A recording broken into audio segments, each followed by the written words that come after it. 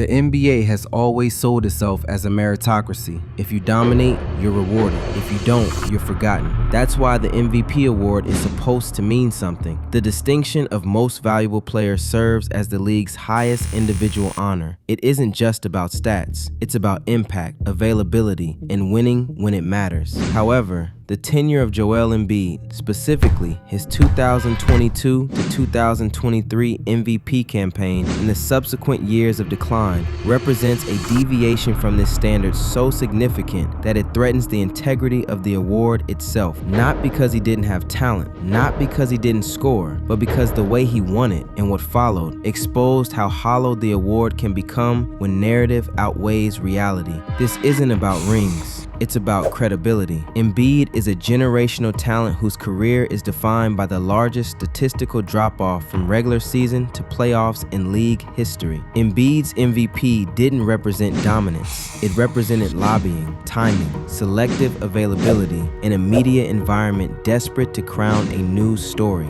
And once the playoffs started, the crown fell off almost immediately. The modern NBA has created an environment where guaranteed supermax contracts reward caution more than commitment. Load management isn't just a medical decision anymore. It's a business strategy, one that shields stars from the consequences of indifference. Paul George's arrival only reinforced that culture. His career has increasingly reflected financial security over competitive obsession, making him a perfect fit for a team already drifting away from urgency. Tyrese Maxey stands alone in contrast. He isn't protected by reputation or excuses. He plays, improves, and takes responsibility. In a locker room full of comfort, Maxey represents accountability, and in doing so, exposes just how hollow the leadership above him has become. The 2022 to 2023 MVP race will be remembered by sports historians not for the definitive separation of talent on the hardwood, but for the toxic efficacy of narrative engineering. The MVP race wasn't decided on the court. It was decided in interviews, podcasts, and television debates. For most of NBA history,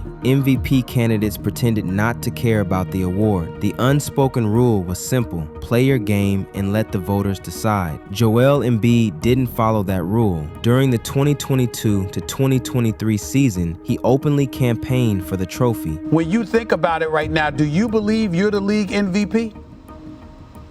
Oh yeah, for sure. I mean, when you look at the history of, the award, my numbers out there, you talk about, when Shaq won his MVPs, averaging 29.7 and 13 boards. I'm up there when it comes to stat.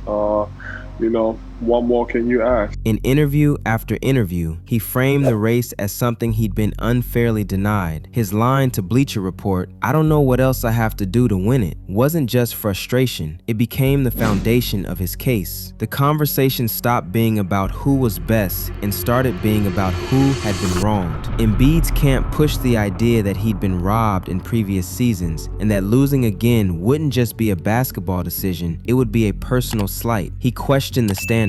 He framed the race as a personal injustice instead of a competition. That may sound human, but it was also strategic. The conversation stopped being who was best and became who deserves it emotionally. At the same time, the media grew increasingly uncomfortable with the idea of Nikola Jokic winning a third straight MVP, something no player had done since Larry Bird. That discomfort reached its ugliest point when Kendrick Perkins brought race into the debate, suggesting Jokic's wins were influenced by bias and that Black American players were being held to a different standard. But we do know this, since you do want to bring it up, we do know this, that when it comes to MVP voting,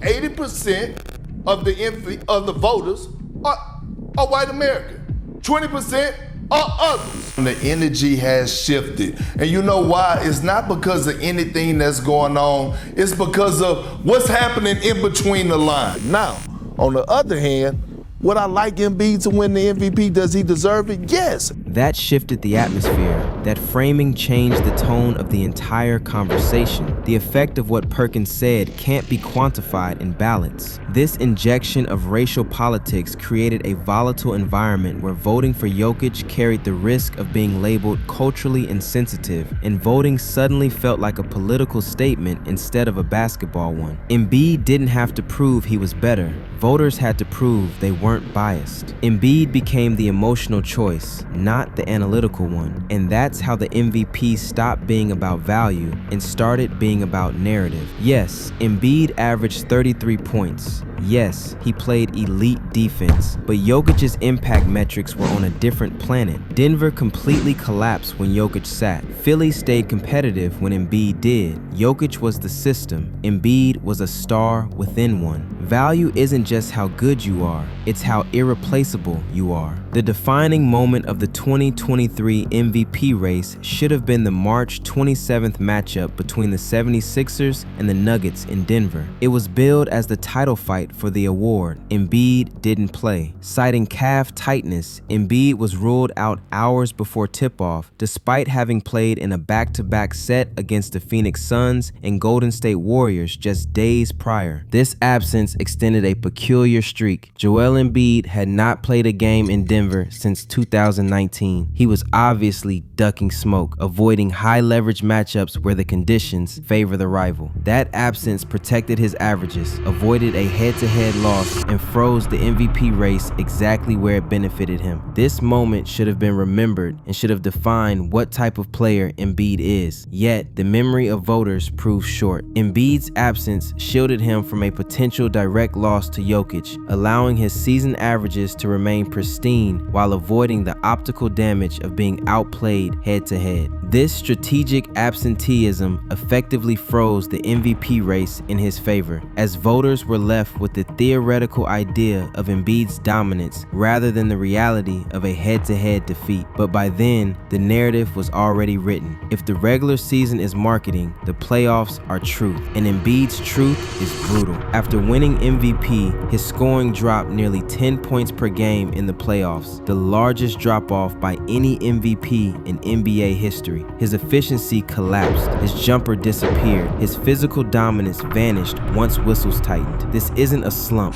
this is a pattern. In elimination games, his record is losing, his shooting splits crater, and in Game 7 against Boston, the moment that could have defined his legacy, he delivered 15 points on 5 for 18 shooting, while Jason Tatum dropped 51. That wasn't an MVP performance, that was a disappearance. Then came the press conference. Instead of owning it, Embiid said he and Harden couldn't win alone.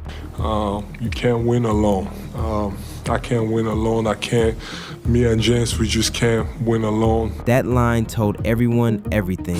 Leaders absorb blame. Embiid redirects it. Joel Embiid is seen as a fraudulent MVP, extends beyond his play on the court to his frequent inability to get on it. The narrative of his injuries has shifted from one of sympathy to one of suspicion, centered on the concept of load management and the strategic avoidance of difficult games. In the lead up to the 2024 to 2025 season, Joel Embiid made a declaration that fundamentally altered the public's perception of his competitive drive. He stated, "If I had to guess, I would probably never play back-to-backs the rest of my career." This admission is staggering for a professional athlete in his prime, age 30, signed to a maximum contract. It effectively announced a plan to play at most 60 to 65 games per season, regardless of health. This attitude is why I can't stand the modern NBA. Not because he can't play back-to-back, but because he won't. That's not preservation, that's prioritization. I guarantee if your contract weren't fully guaranteed, your ass will be out there balling every night. Fans pay to see stars, teammates grind through the schedule, and the franchise player has already decided 20% of the season isn't worth his body. Greatness has always required discomfort. Embiid has chosen comfort, and it shows in the patterns. Missing tough road games, skipping elite matchups, protecting numbers instead of chasing moments. Injuries are real, but so is conditioning, so is preparation, so is accountability. At some point, availability stops being misfortune and starts being identity. There is no denying Joel Embiid's medical history is extensive: foot fractures, meniscus tears, and orbital fractures. These injuries are weaponized in the narrative of his career. Every postseason failure is accompanied by a medical disclosure. He wasn't 100%, he was playing on a torn meniscus. He had a broken face. While medically true, these caveats are used to inoculate him from criticism. If the Sixers win, he is a hero for overcoming pain.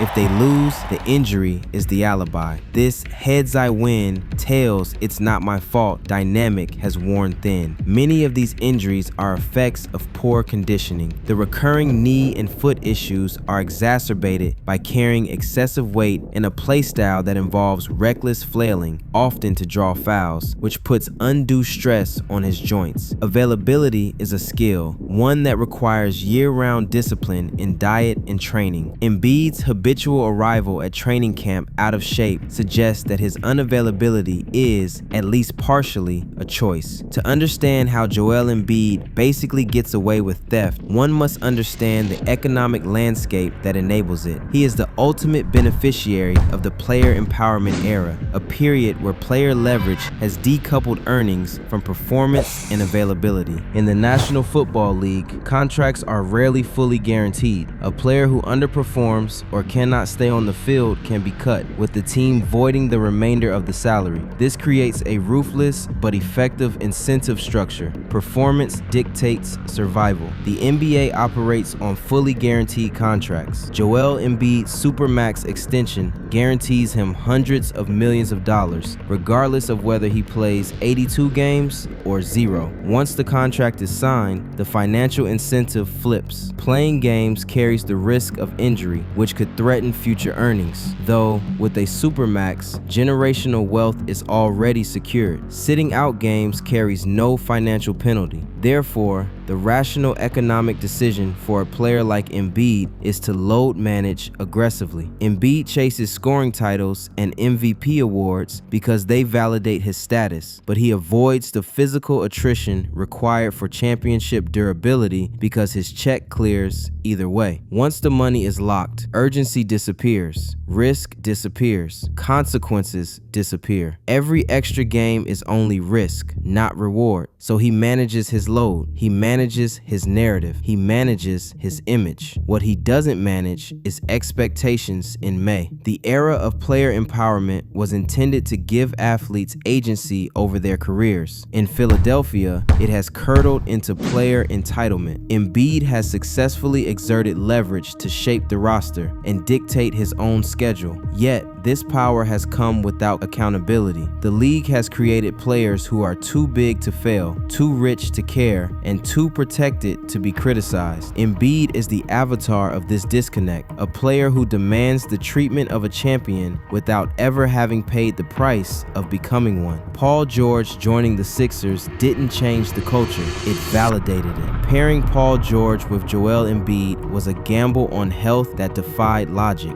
George's medical file is as thick as Embiid's, featuring leg fractures, shoulder reconstructions, and chronic knee tendinitis. The acquisition of George validated Embiid's worldview that the NBA is a place to secure the bag, not the ring. The franchise committed over $400 million to two players who, between them, could barely stitch together a full season of availability. It was the ultimate triumph of the fraudulent mindset: maximum cost, minimum return. Two max players, no durability, no accountability, no results. The Sixers didn't build a contender, they built a balance sheet. Joel Embiid is not untalented, but his MVP doesn't represent greatness. It represents narrative pressure, statistical inflation, strategic absence, and playoff collapse. He is an MVP who disappears in elimination games, a leader who deflects blame, a superstar who won't play a full schedule, a franchise face who's never led his team past the second round. That isn't legacy, that's branding. The 2023 MVP will be remembered not as a triumph, but as a warning, a moment when the league rewarded noise over impact, emotion over durability, and story